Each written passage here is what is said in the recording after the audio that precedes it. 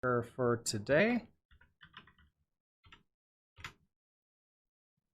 Today we're going to be going through the update method chapter. So this is chapter 10, and this is, I think, the last chapter in this section. The sequence. So the sequencing patterns chapter. This is the last chapter of that section. All right, let's get started. Intent. Simulate a collection of independent objects by telling each to process one frame of behavior at a time. Motivation. The player's mighty Valkyrie is on a quest to steal glorious jewels from where they rest on the bones of the long-dead Sorcerer King. She tentatively approaches the entrance of his magnificent crypt and is attacked by nothing. No cursed statues shooting lightning at her, no undead warriors patrolling the entrance. She just walks right in and grabs the loot. Game over, you win. Well, that won't do.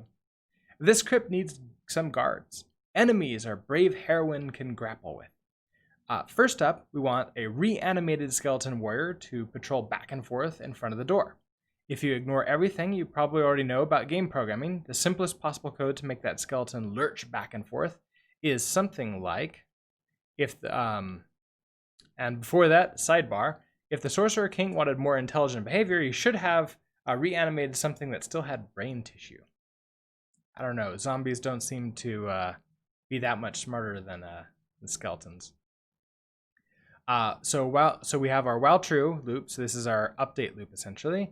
So patrol right for double x, x is less than 100, x plus plus, skeleton sex. Oh, okay. So basically you're just setting its position and having it just like sort of stutter back and forth.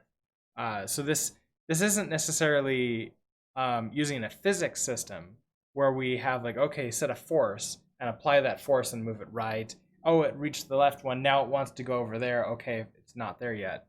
Move over there.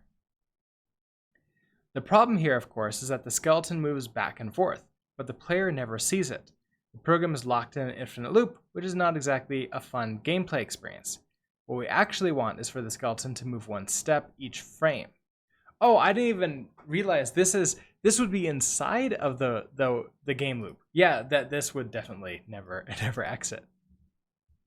We'll have to remove those loops and rely on the outer game loop for iteration. That ensures the game keeps responding to user input and rendering while the guard is making his rounds. Naturally, game loop is another pattern in this book. All right, so entity skeleton, bool patrolling left equals, oh, okay, so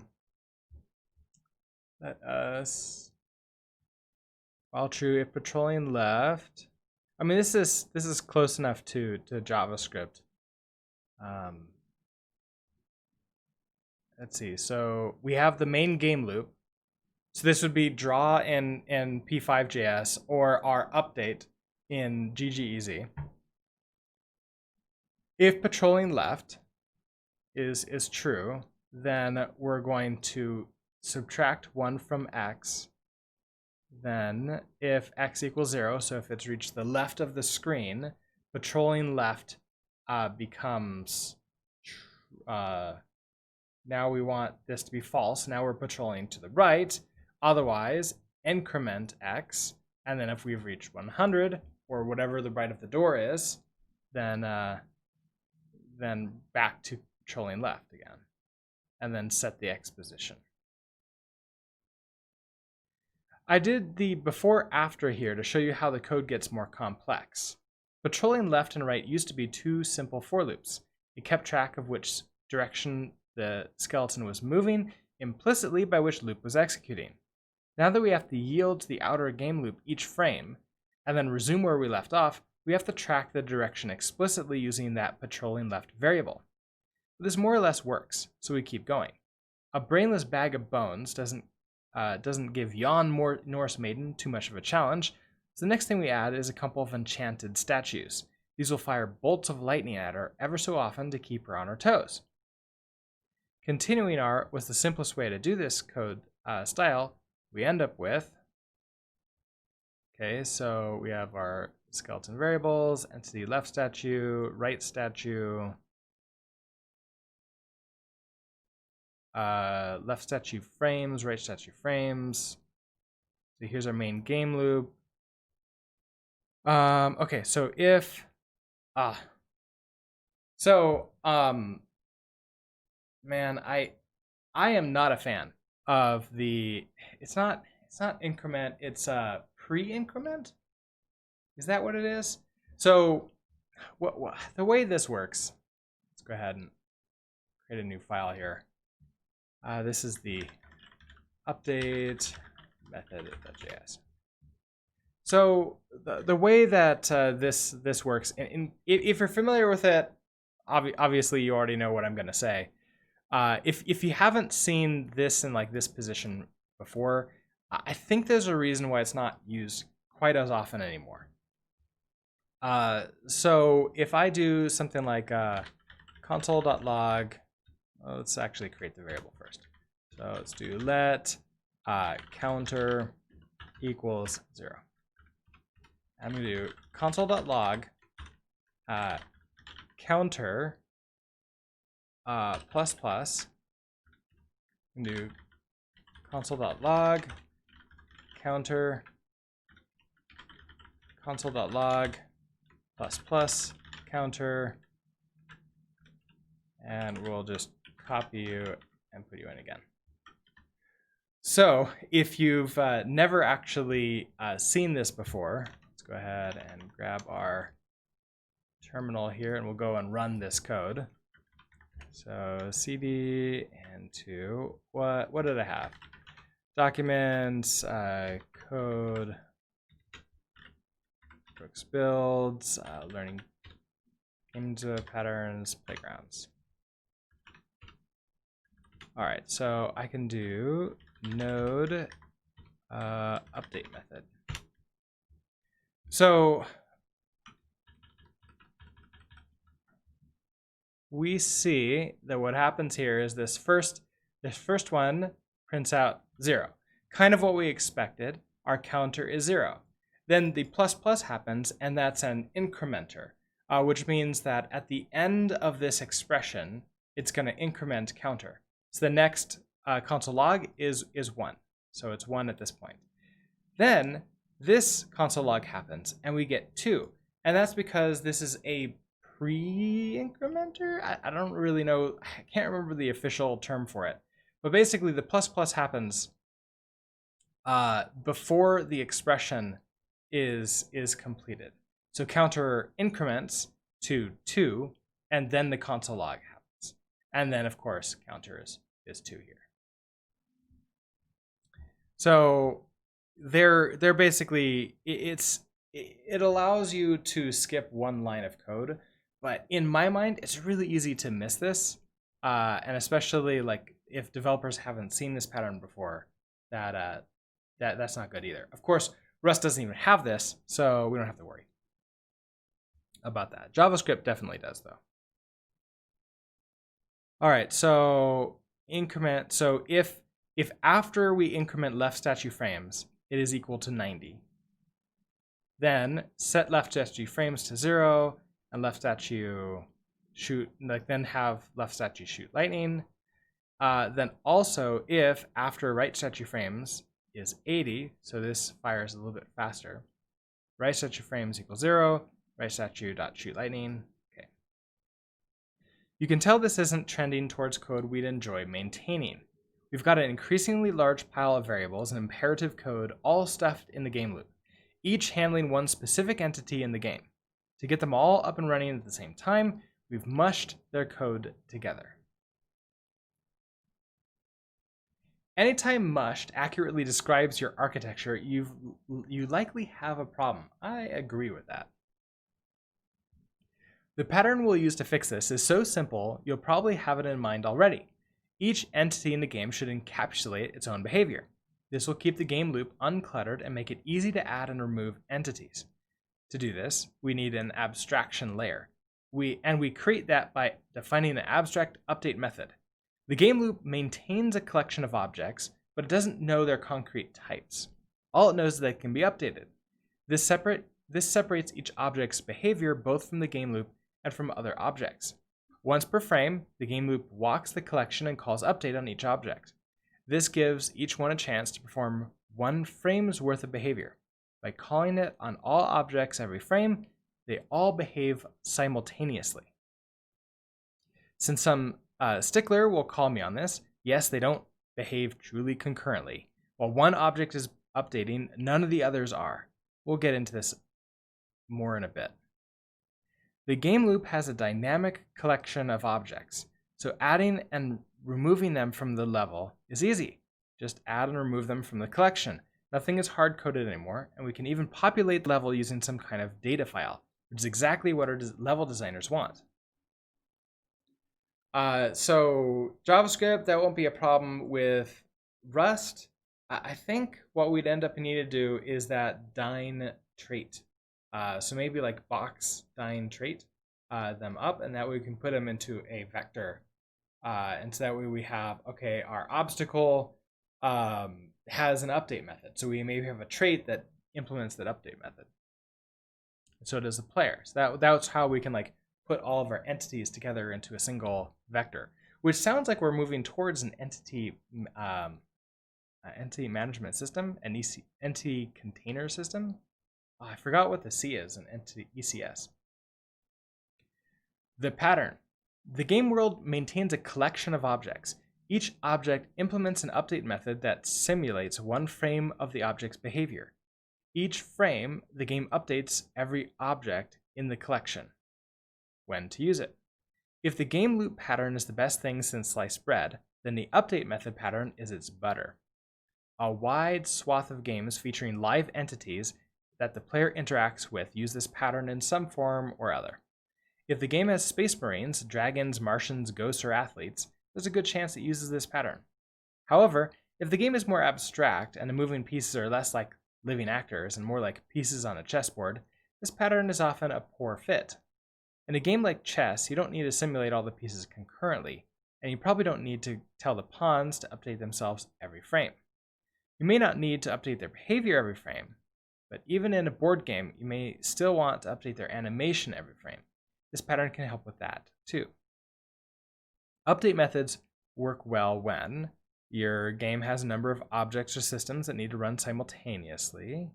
Each object's behavior is mostly independent of the others, and the objects need to be simulated over time. That's all the things I've done are, this method works well with then.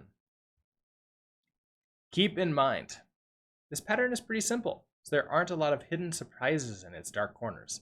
Still, every line of code has its ramifications. Splitting code into single frame slices makes it more complex. When you compare the first 2 chunks of code, the second is a good bit more complex. Both simply make the skeleton guard walk back and forth. But the second one does this while yielding control to the game loop each frame.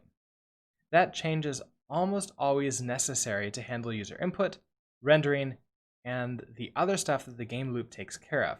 So the first example wasn't very practical, but it's worth keeping in mind that there's a big upfront complexity cost when you Julian your behavioral code like this. I say almost here because sometimes you can have your cake and eat it too. You can have straight line code that never returns for your object behavior, while simultaneously having a number of objects running concurrently and coordinating with the game loop. What you need is a system that lets you have multiple threads of execution going on at the same time.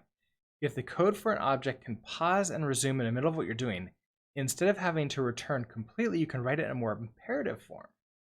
Actual threads are usually too heavyweight for this to work well, but if your language supports lightweight concurrent constructs like generators, coroutines, or fibers, you may be able to use those.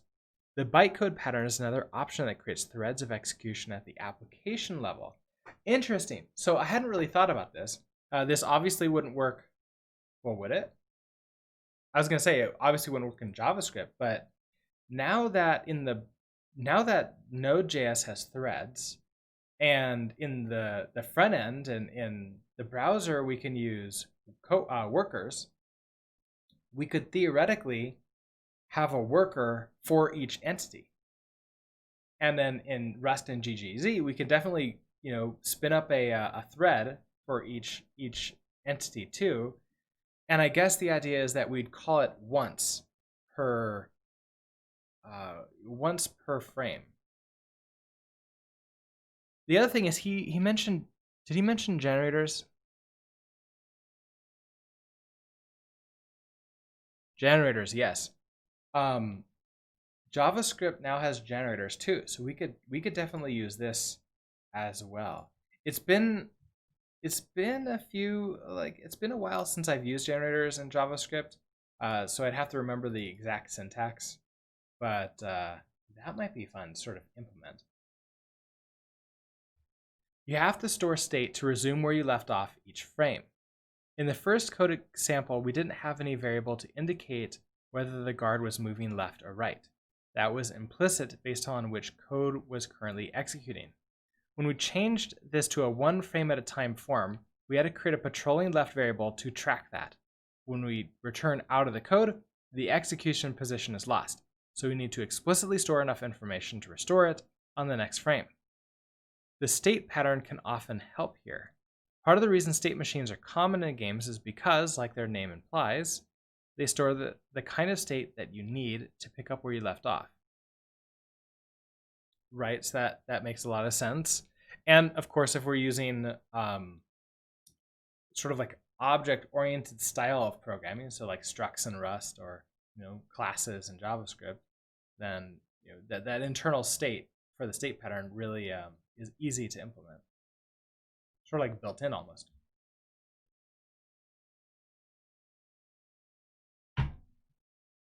Objects all simulate each frame but are not truly concurrent.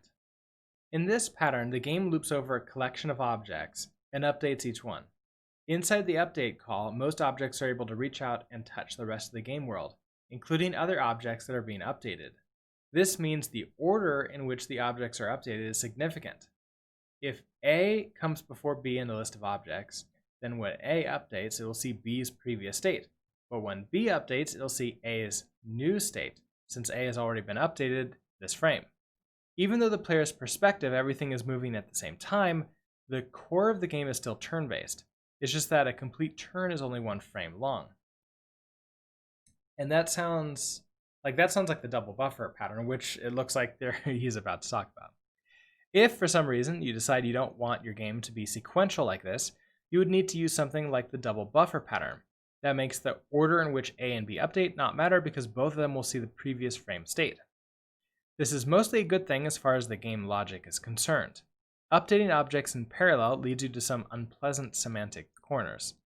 Imagine a game of chess where black and white moved at the same time.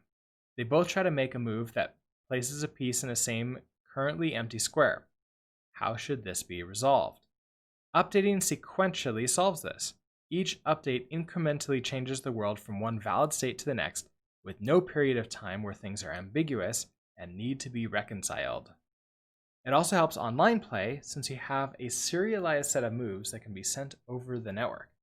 Yeah, that's something that I've noticed. For a long time, game makers have been able to make the multiplayer games really, really network, like small network packets.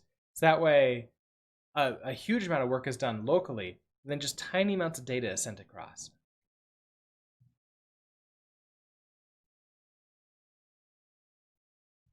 Be careful modifying the object list while updating. When you're using this pattern, a lot of the game's behavior ends up nestled in these update methods. That often includes code that adds or removes updatable objects from the game. Yeah, I think I have that with the trees. For example, say a skeleton guard drops an item when slain. With a new object, you can usually add it to the end of the list without too much trouble. You'll keep iterating over that list and eventually get to the new one at the end and update it too. But that does mean that the new object gets a chance to act during the frame it was spawned, before the player has even had a chance to see it. If you don't want that to happen, one simple fix is to cache the number of objects in the list at the beginning of the update loop and only update that many before stopping. Okay, yeah, that's true. So I create a tree and it starts moving right away, which is why I can't create it right at the edge of the screen, because then it'll just sort of like jump in and appear as if it like is partway in and then start like smoothly moving over. And instead I create it like farther off screen. And that's because it starts updating the turn that it comes in. So I guess this would fix that. So we have number of objects this turn equals number of objects. So so loop through number of objects this, okay, so don't loop through the entire list, the entire array of objects, or the vector, I guess, in Rust. Only loop through the ones that we have. I could also see maybe a temporary. So like, I wonder if this would work. We have like a const, so like new. My keyboard just sort of. I want you. I got a new like space razor thing, and it just sort of collapsed for a second, but got it back up. Okay, so if I have a const, like new entities, and I set that to be an array, then in my main loop, so main loop, which would I guess be sort of like while true, then something happens, and I'm going to I guess like update, like run the update on all the entities. So for, I guess we'll just do entities dot, no, not new entities. Entities dot for each entity, and we're going to run like the new entity. So entity dot update like that. But now we need to create a new entity. So we then do new entities dot push some, like, you know, call new on entity or whatever. We're creating a new one. Come on, stop trying to help me, even though I haven't created the code and I know that you're upset about it. Then at the end of this loop through, where after we've done the update, now we can combine new entities with entities. So entity equals what is it? Entities dot, what is it? Concat with new entities.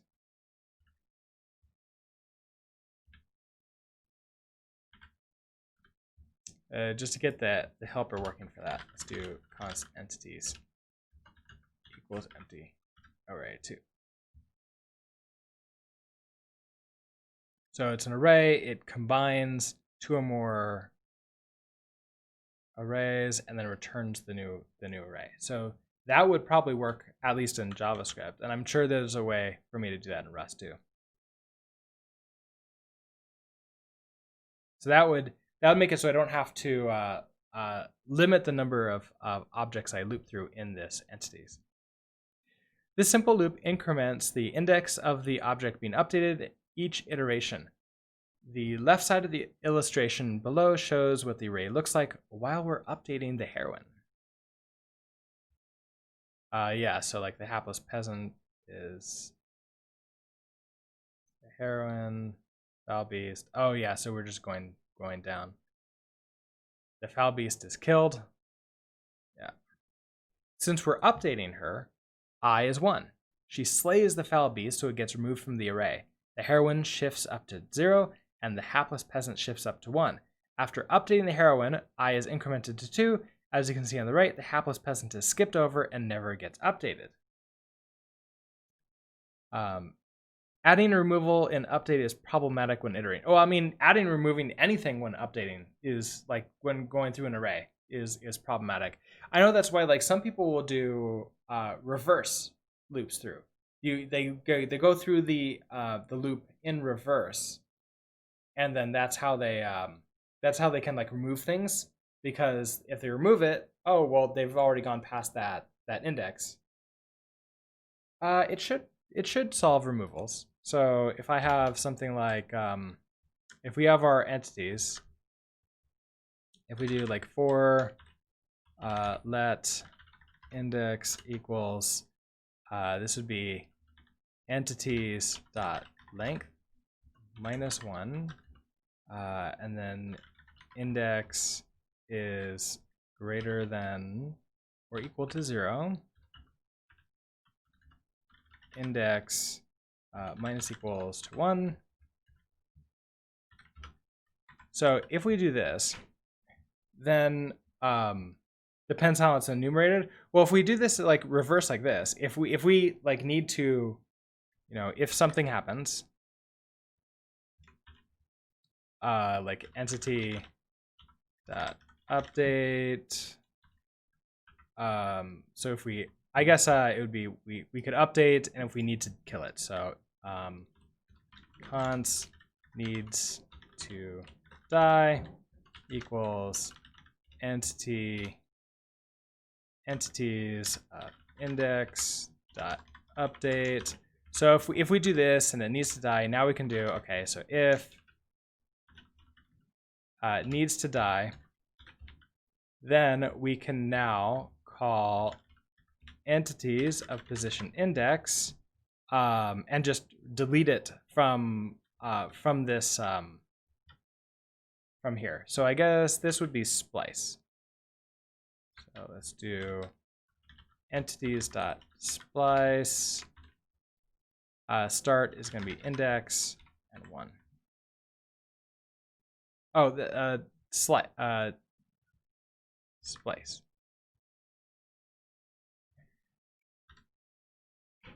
Still need to reflect that in my numerator. Well, because I'm going backwards now, as I go to the next level of the index, I won't skip anybody.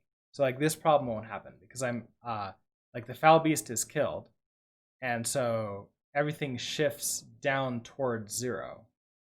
I guess it's reflected in my numerator. Oh yeah, I just need to decrease index by 1 more. So then index minus equals to 1. That's all I would need to do for this. Yeah, and I guess the same thing would happen if I delete. Okay, so you can't use the built-in array methods for it if I'm doing this one.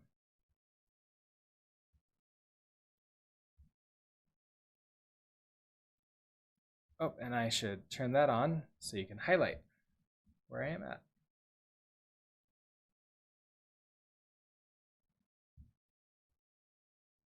Oh, look at this. A cheap solution is to walk through this backwards when you update. That way, removing an object only shifts items that were already updated. One fix is just to be careful when you remove objects and update iteration variables to take the removal into account. Another is to defer removals until you're done walking the list. Mark the object as dead, but leave it in place. During updating, make sure to skip any dead objects. Then when that's done, walk the list again to remove the corpses. I've actually done that before in the games that I've made. So that makes a lot of sense. I guess the solution would be dependent on what you're doing and what is performant. Yeah, absolutely, definitely. In a mud you coded back in the day, we flagged items, put them on a removal stack, which I think is kind of like what this is. You flag the items, and then you can go in later to remove them. If you have multiple threads processing the items in the update loop, then you are even more likely to defer any modification to it to avoid cross-thread synchronization during updates, which Rust makes this essentially free. It won't even compile if you fail at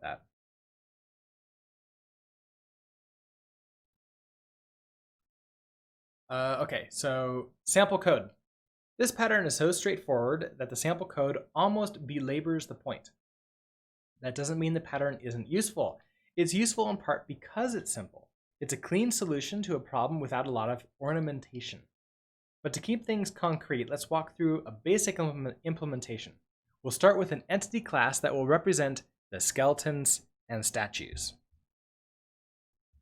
All right, so let's go ahead and we're going to convert this to JavaScript here.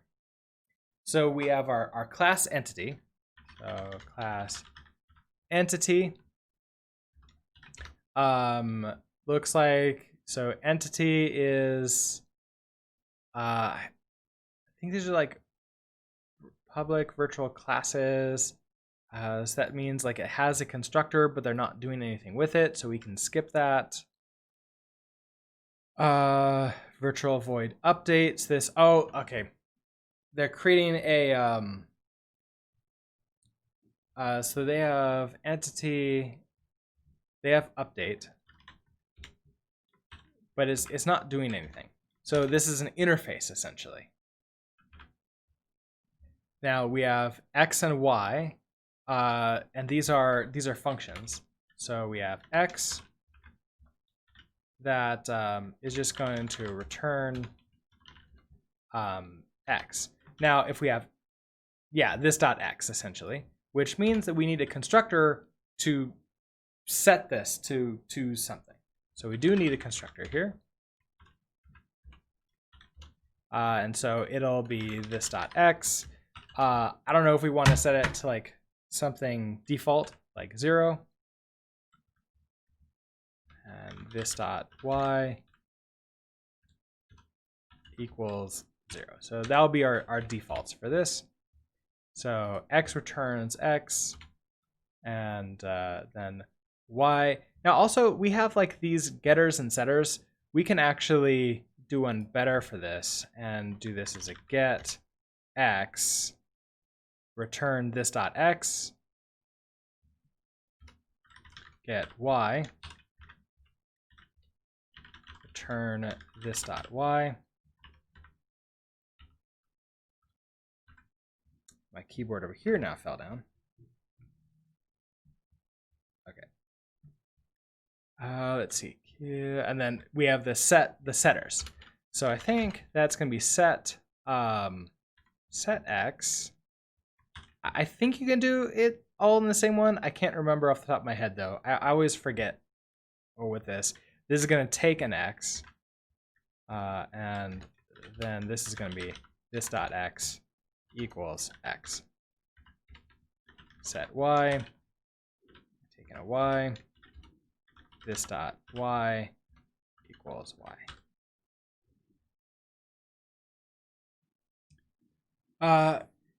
You stuck a few things in there, but just the bare minimum we'll need later.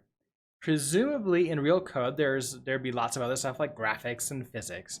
The important bit for this pattern is that it has an abstract update method. So abstract methods in C++ are methods that aren't going to be called directly on entity. They're going to be called on the children, like whoever inherits entity. So I think not private, but these would be like protected in another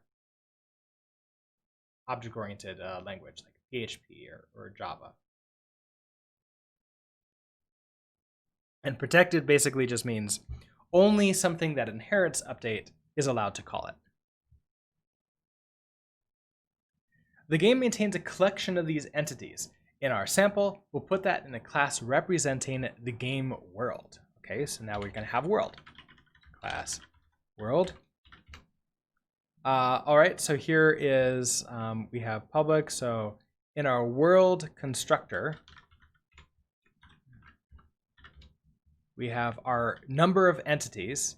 So number of entities, this actually has to be this, is going to be equal to, let's just start with 0.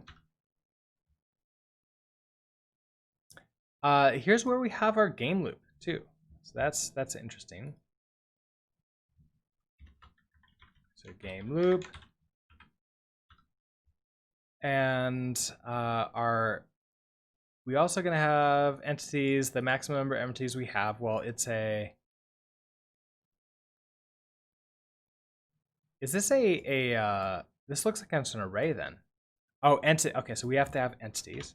This dot entities equals like that. And then the num entities, which would be the number of entities inside of here. In the real world program, you'd probably use an actual collection class, but I'm just using a vanilla array here to keep things simple.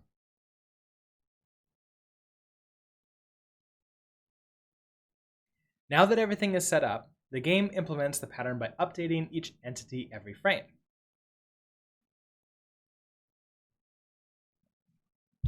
Okay, so we have our world game loop while true. Okay, so this is now where we're going to define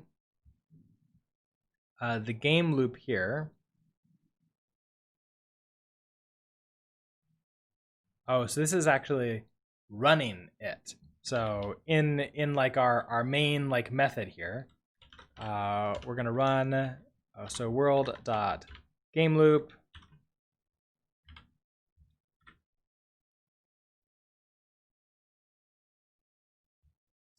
Is this setting a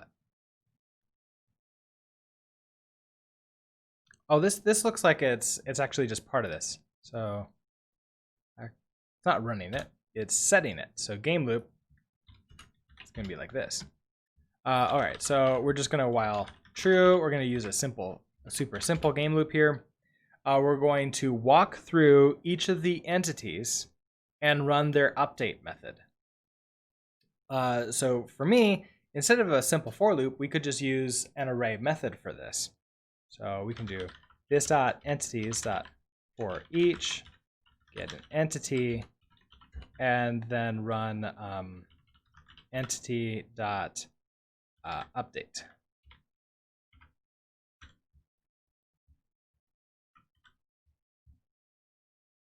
And then of course we have the physics and handle user input, but we're ignoring that. As the name of the method implies, this is an example of the game loop pattern. Subclassing entities.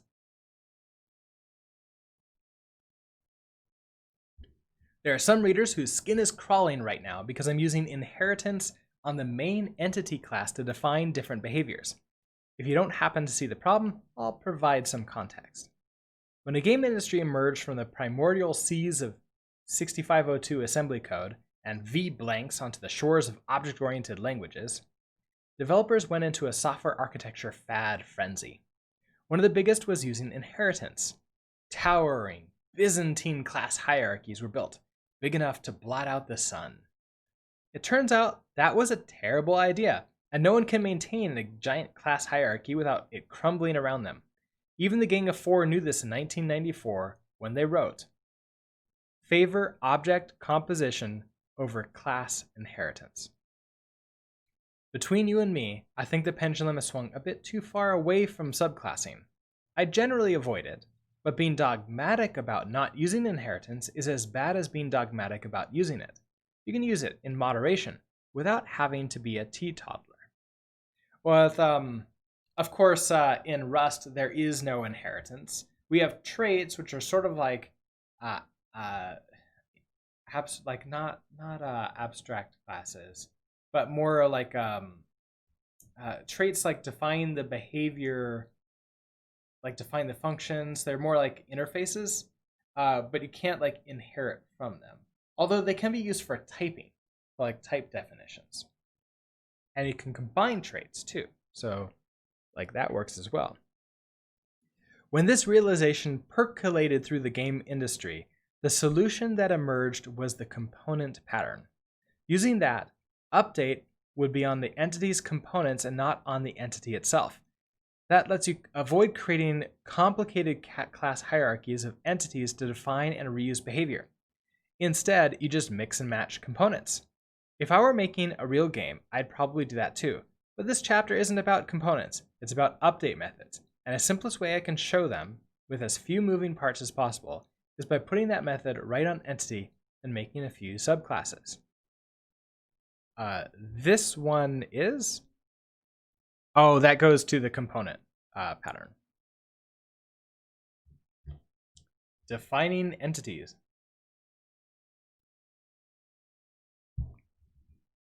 Okay, back to the task at hand. Our original motivation was to be able to define a patrolling skeleton guard and some lightning bolt unleashing magical statues.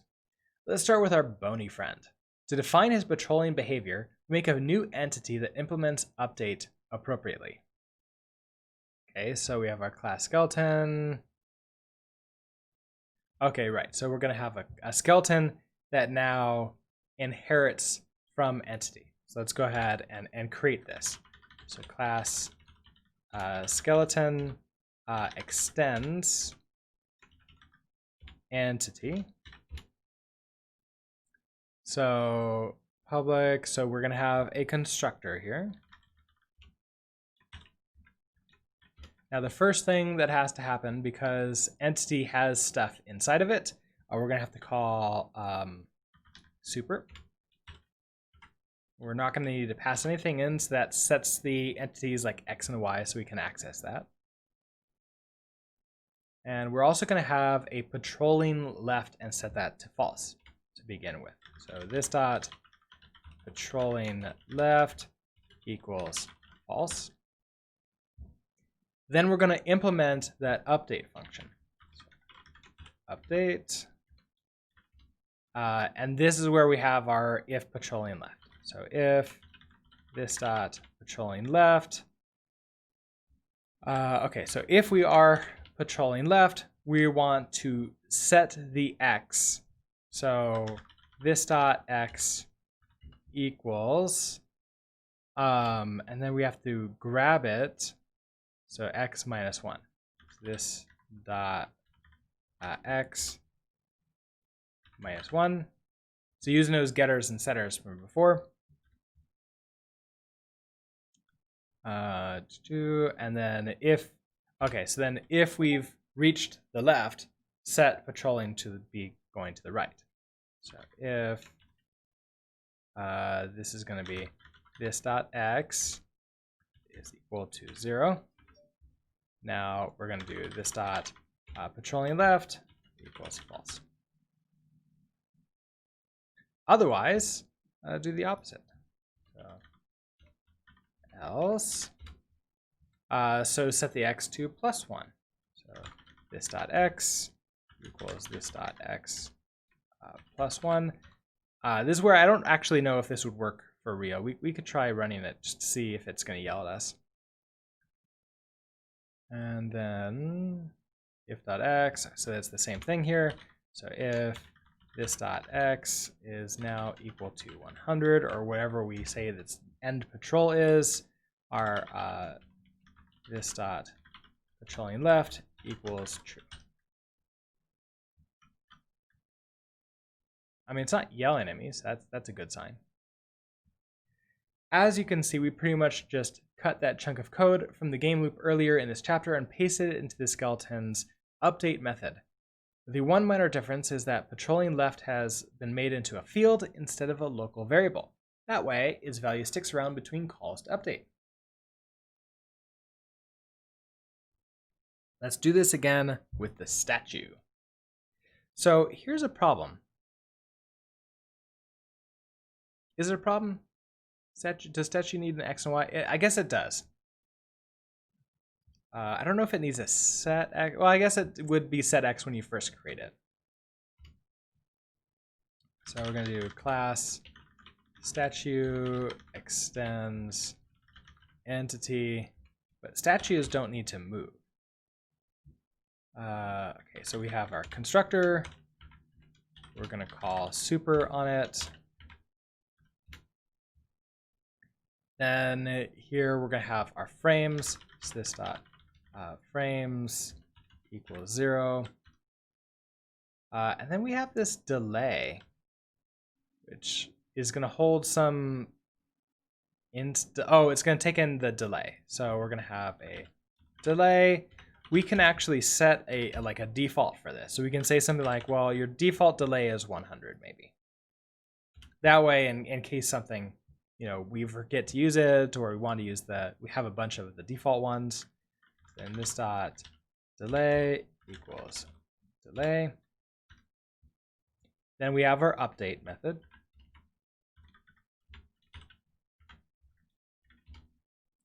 Okay, so we're going to increment the frames. So I recommend we increment the frames first. So this dot frames plus equals to 1.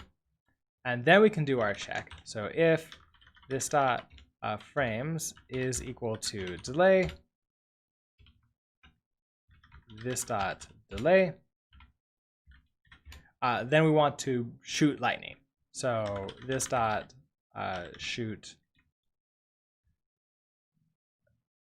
Yeah, like shoot lightning would be some like internal method. So shoot lightning, that, and then reset the timer. So this dot frames equals 0. And then we're gonna need not an update. We'll have a shoot lightning, which does something. Again, most of the change is moving code from the game loop into the class and renaming some stuff.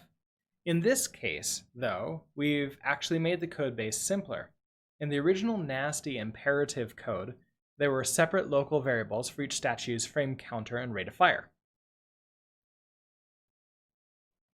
Now that those have been moved into the statue class itself, you can create as many as you want, and each instance will have its own little timer. That's really the motivation behind this pattern. It's now much easier to add new entities to the game world because each one brings along everything it needs to take care of itself. This pattern lets us separate populating the game world from implementing it. This in turn gives us the flexibility to populate the world using something like a separate data file or a level editor. Which is sort of like what we learned with, the prototype method is basically we could use JSON objects to sort of define what these entities are and then create from there. So we have our entity and the updates. We have the world. That's going to go into there. Our skeleton and statue both implement entity. Do people still care about UML? If so, here's what we just created. I mean, I still know people that care about UMLs, although I don't use them at work myself.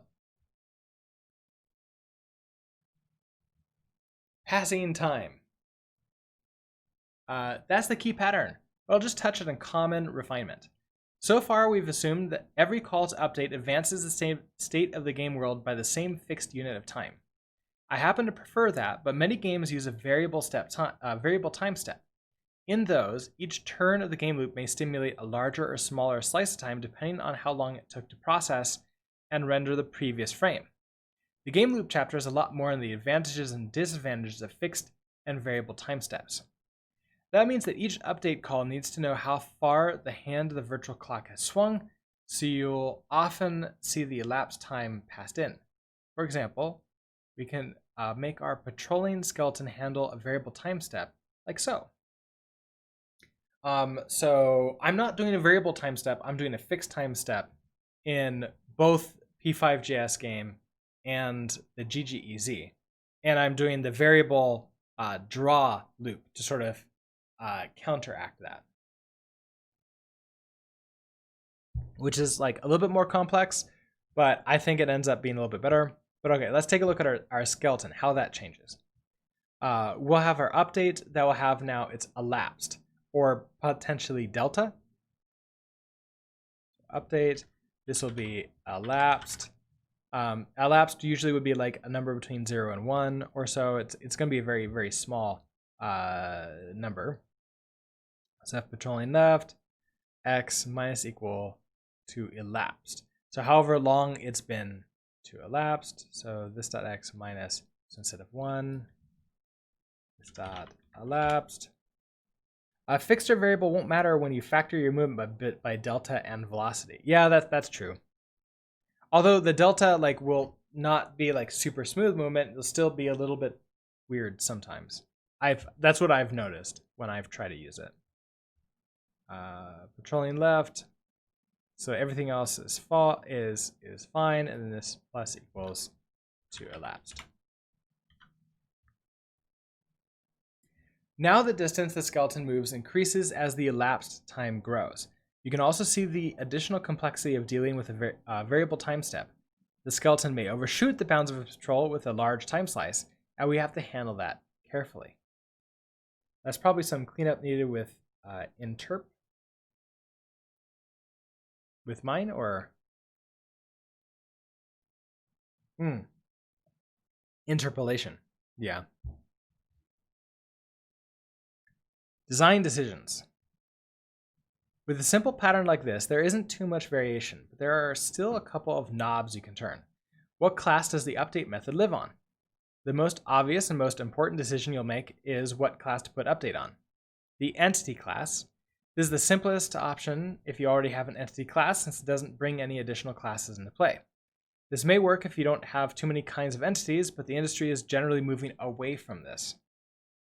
Having a subclass entity every time you want a new behavior is brittle and painful when you have a large number of different kinds. You'll eventually find yourself wanting to reuse pieces of code in a way that doesn't gracefully map to a single inheritance hierarchy, and then you're stuck.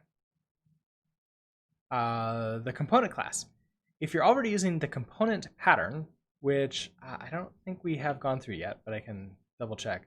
This is a no-brainer. It lets each component update itself independently, in the same way that the update method pattern in general lets you decouple game entities from each other in a game world. This lets you decouple parts of an entity, a single entity, from each other, rendering physics and AI can all take care of themselves. Yeah, I don't think I've done component pattern yet, which would essentially, I think, finally switch us over to an ECS system. Entity component system, that's what it is.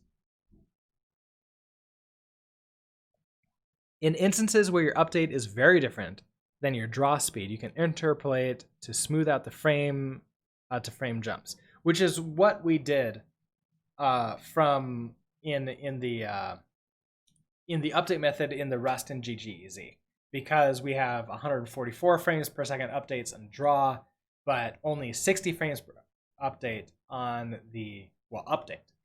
So we're updating every 60 frames per second, and we're just drawing. We're like sort of updating that draw in like a very interesting manner. It's like that was super interesting, and so far my favorite thing that I've learned from this book. A delegate class. There are other patterns that involve delegating parts of a class behavior to another object. The state pattern does this so you can change an object's behavior by changing what it delegates to. The type object pattern does this so you can share behavior across a bunch of entities of the same kind. If you're using one of those patterns, it's natural to put update on that delegated class. In that case, you may still have the update method in your main class, but it'll be non-virtual and will simply forward to the delegated object. Something like, okay, entity update, and then just like this dot update, like basically whatever like the state. So this dot state dot update. Doing this lets you define new behavior by changing out the delegated object. Like using components, it gives you the flexibility to change behavior without having to define an entirely new subclass. How are dormant objects handled? You often have a number of objects in the world that, for whatever reason, temporarily don't need to be updated. This could be disabled or off screen, or not unlocked yet. If a large number of objects are in a state, it can be a waste of CPU cycles to walk over them, each frame only to do nothing. One alternative is to maintain a separate collection of just the live objects that do need updating. When an object is disabled, it's removed from the collection. When it gets re-enabled, it's added back. This way you only iterate over items that actually have real work to do. If you use a single collection containing inactive objects, you waste time. For inactive objects, you will end up either checking some "am I enabled" flag or calling a method that does nothing. In addition to wasted CPU cycles checking if the object is enabled and skipping past it, pointlessly iterating over objects can blow your data cache. CPUs optimize reads by loading memory from RAM into much faster on-chip caches. They do this speculatively by assuming you're likely to read memory right after the location you just read. When you skip over an object, you can skip past the end of the cache, forcing it to go and slowly pull in another chunk of main memory. Okay, so we can have this dot active, this dot inactive, this dot dead, this dot, sort of like a bunch of sort of like state. A bunch of vectors or arrays, those are the states. And so depending on what state it is, that's what the vector is in. If you use a separate collection of only active objects, you use extra memory to maintain the second collection. There's still usually another master collection of all entities for cases where you need them all. In that case, this collection is technically redundant. When speed is tighter than memory, which it often is, this can still be a worthwhile trade-off. Another option to mitigate this is to have two collections, but have the other collection only contain the inactive entities instead of all of them. You have to keep the collections in sync. When objects are created or completely destroyed, and not just made temporarily inactive, you have to remember to modify both the master collection and active object one.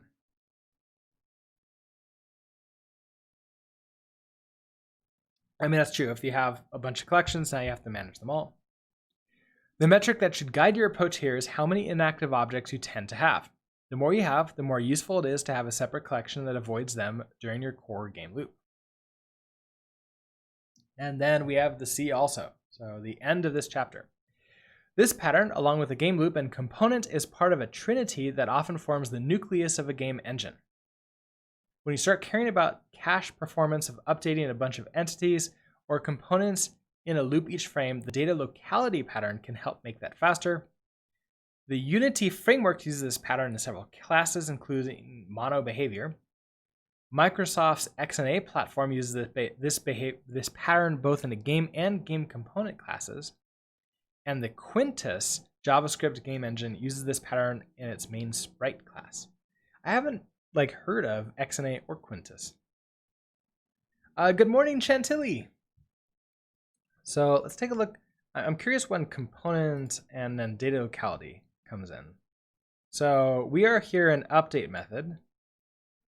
And so we are going to go, so component will be chapter 14. So we're on chapter 10 right now. And data locality is going to be chapter 17. So we have a bit of time. So we have four, it'll be in four more chapters. But right now, we've reached the end of this chapter. But we can plan out how are we going to implement this for our JavaScript and Rust games. And is there, are we already doing this essentially? Because I already have update in each entity, I believe. So if I close the wrong window, let's go ahead and open up. Let's see. Let's just open up code here. So in our P5 infinite runner, we have, for example, a tree. We have an update function on here that's doing its updating stuff, and it's storing its state internally for what it needs to do. And if we go to our GGEZ infinite runner, if we go to, for example, the tree, we have update here. That's doing, oh wait, I'm looking at the same thing. Source, tree. Then we have update here, which, we can see is doing pretty much exactly the same thing.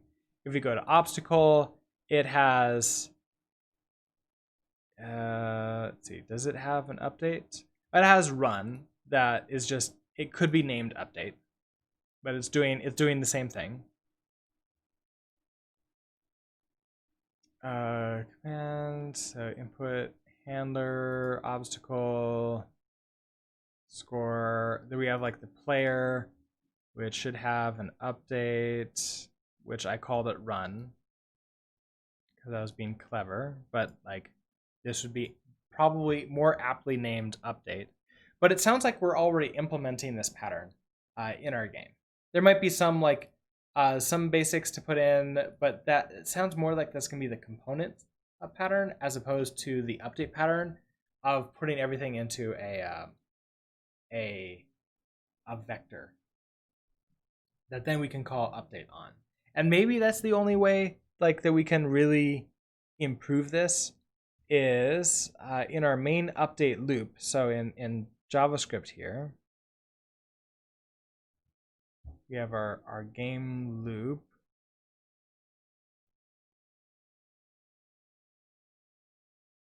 So process, run update. Oh yeah, that's playgrounds. I don't need that. I want main. That's main RS. Hold on. I want JavaScript. Game. Okay, so here's the main game loop. And so we have the player and update the player and update the obstacles. And so we update all the obstacles here. Yeah, I mean it's what I'm not doing that part of the pattern where I'm basically saying, okay, everything that updates that runs update, stuff that into a vector and then just run update on it. Because then in that case, instead of having obstacles in its own array that I could then run on, I could just have an array that has the player, it has the obstacles, and it has the trees, and then I can just run update on all of those. So that might be the way we implement this pattern. And then the GGEZ one, if we go and take a look at our main library here, so an R update function,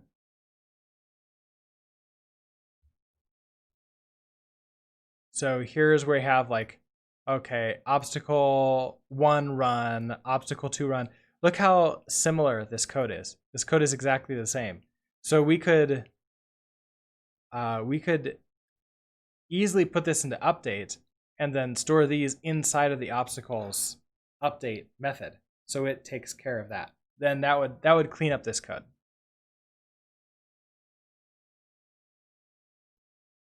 And then the player would also have an update. So we'd update the player, we'd update the obstacles, and then we'd update the trees. All together in one loop through here. So I think that's how we're going to do it.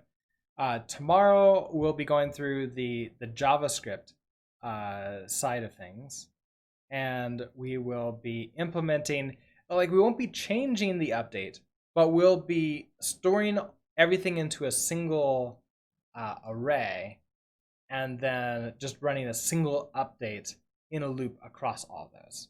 That'll clean up the main sort of game draw function or update function quite a bit for us. And then we'll do the same thing with Rust. If I get done with the JavaScript one really early, then we can move on to the Rust right away. So that would be nice. But with that, I think that's the end of the update loop reading through the chapter. So that's awesome that we're done a little bit early today.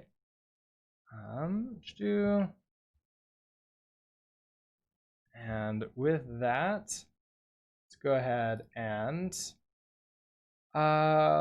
go ahead and end a little bit early today, and I'll have a leisurely time getting ready for the day. So anyways, with that, I am going to go ahead and switch over to the ending screen.